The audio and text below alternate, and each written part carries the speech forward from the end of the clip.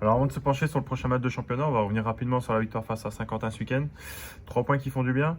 Valentin, comment tu as vécu ce match du terrain et que retenez-vous de ce match? Déjà, ce qu'on va retenir, c'est les 3 points, c'est la victoire. C'était le plus important face à un adversaire direct pour le maintien. On n'a pas fait forcément un très grand match, mais on a su être efficace. Et c'est surtout la victoire qu'on va retenir. Et toi, Elias, comment tu as vécu ce match du banc de touche? À travers beaucoup d'émotions. Ce qui est positif, c'est qu'on mène à l'heure de jeu 3-0. Donc beaucoup de satisfaction là-dessus. Et comme l'a dit Val, c'est un concurrent direct au maintien. Donc très content du résultat. Est-ce que le match s'est déroulé comme tu l'espérais? D'un point de vue numérique, oui, parce qu'on mène 3-0 à l'heure de jeu. Maintenant, d'un point de vue stratégique, on a réussi à nous créer des avantages dans des zones spécifiques et préétablis. Donc pareil, beaucoup de satisfaction. Et ça prouve que l'équipe continue à grandir. Alors 10e au classement de National 2 après 8 matchs joués, encore en lice au 8e tour de Coupe de France. On peut dire que c'est un bon début de saison? Oui, c'est un bon début de saison. On engrange de la confiance au fur et à mesure des matchs. On reste sur des résultats qui sont très positifs. Même je pense qu'on peut avoir quelques regrets, notamment sur le match de Fleury. Et je pense qu'on peut viser un tout petit peu plus haut.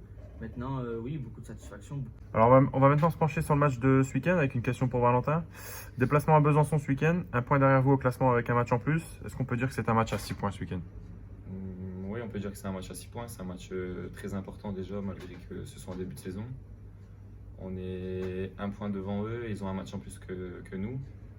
Donc on peut dire que si on gagne, on prendrait déjà un petit matelas. Donc c'est un match très important et on espère ramener la victoire. Dans quel état d'esprit est le groupe pour ce déplacement? Le groupe est serein. On reste sur deux victoires avec plutôt des bonnes performances. Donc le groupe est serein, on a bien travaillé cette semaine. Donc on espère faire le meilleur match possible. Alors une question pour Elias, comment avez-vous préparé ce déplacement à Besançon?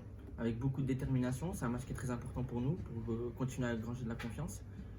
D'un point de vue stratégique, on a décliné le rapport d'adversaire à l'échelle de la semaine. Les joueurs ont pu décliner les opportunités, les menaces face à cette équipe de Besançon. Donc beaucoup de confiance là-dessus et beaucoup de détermination. Alors est-ce que vous préparez tous les matchs de la même manière? Alors chaque match et chaque semaine a sa propre histoire. Il est clair qu'on essaie de nous créer des routines de travail. D'ailleurs, j'en profite pour faire un petit clin d'œil à ma cellule d'analyse tactique qui performe, Tom et Mathias. L'idée, c'est de rédiger des rapports individuels et collectifs sur l'adversaire, de décliner les opportunités et les menaces, parce qu'il est clair que l'adversaire peut potentiellement optimiser notre système offensif et défensif, avec toujours l'idée d'être le plus variable possible face à des adversaires qui nous proposent des contextes changeants, parce que chaque adversaire a ses propres caractéristiques, ses propres particularités. Donc non, les analyses elles changent, les semaines elles changent, mais il est clair qu'on garde les mêmes routines de travail de façon à ce qu'on puisse avoir le maximum d'informations sur nos adversaires. Alors Besançon reste sur un succès de 2-1 à Colmar. À quel type de match vous attendez-vous là-bas? Un match très compliqué, ils viennent de gagner face à un adversaire qui est très compliqué, sur des terres très compliquées. Donc on s'attend à un match à enjeu, comme on l'avait prédit cette semaine. Mais beaucoup de confiance, beaucoup de sérénité dans l'approche du match.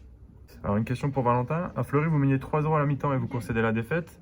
Ce week-end contre Saint-Quentin, vous menez 3-0 à la 65e puis vous êtes réduit à 3-2 à la 88. Comment vous expliquez cela et comment vous pouvez faire pour vivre des fins de match sans se faire peur? D'abord, la première chose, c'est que je pense que les deux matchs sont totalement différents. Que ce soit à Fleury, je pense qu'on fait pour moi la meilleure première mi-temps de la saison. Ensuite, en deuxième mi-temps, il y a des faits de jeu qui font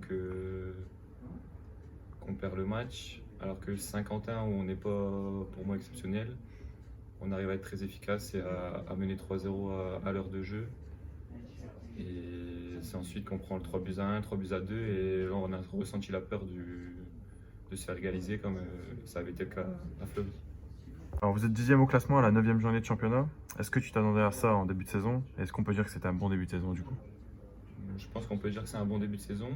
On est 10e au classement, alors après c'est sûr qu'on espère toujours viser plus haut, mais je pense que c'est un bon début de saison, surtout dans le contenu, on voit que les matchs sont assez serrés.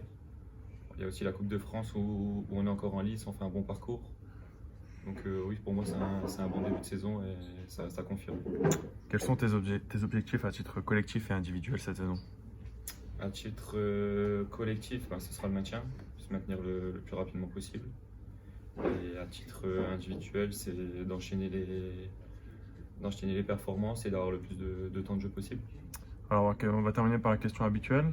On sait qu'il y a quelques supporters qui sont du déplacement. Un mot pour nos supporters avant ce déplacement à Besançon. Alors, on a la chance d'avoir des supporters autant dévoués pour un club, autant passionnés. Je pense que l'idée, c'est de les rendre fiers à travers nos résultats. C'est pour ça qu'ils nous suivent toujours et on se doit de leur apporter un maximum de victoires et un maximum de performances. Donc, beaucoup de chance d'avoir des supporters autant dévoués pour ce club. Et moi, pour ma part, c'est d'abord les remercier, parce que ce soit à domicile ou à l'extérieur, ils sont toujours nombreux à nous suivre. On espère qu'ils seront là demain. Et s'ils ne sont pas là, on fera tout pour leur ramener la victoire.